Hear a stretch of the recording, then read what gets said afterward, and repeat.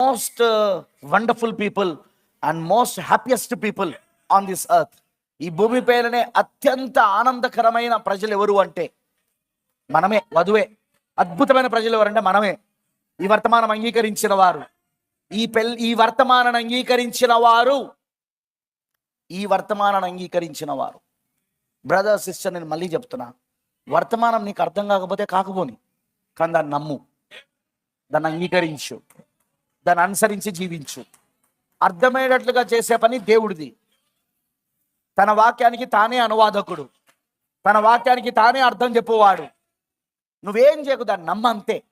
Believe it, దాన్ని నమ్మ అంతే. విశ్వసించు, దాని కారణాలు వెతకకు. నువ్వు ఇది ఎట్లయితుంది, అది ఎట్లయితుంది, ఇదెలా అదెలా అని ఏమనగవు నువ్వు. అక్కడ వాక్యమా, నమ్మేసేదాన్ని. బైబిల్లో రాయబడి ఉందా, నమ్మేదాన్ని. ప్రవక్త చెప్పాడా, నమ్మేదానిగా.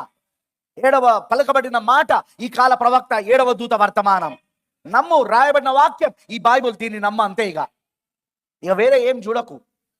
నీకు అర్థమైనడు ఆయన చేస్తాడు. ఆయన నమ్మడం నీ బాధ్యత. ప్రవక్త చెప్పాడు కాబట్టి నేను నమ్ముతానా అంతే కదా. అది ఎట్లయితుంది, ఇది ఎట్లయితుంది, అట్లెట్లయితుంది అవన్నీ చెప్పక నువ్వు. అవన్నీ నీకు అవసరం లేదు. ప్రవక్త ఏం చెప్పాడో దాన్ని నమ్ము నువ్వు. బైబిల్ ఏం చెప్తుందో దాన్ని నమ్ము నువ్వు.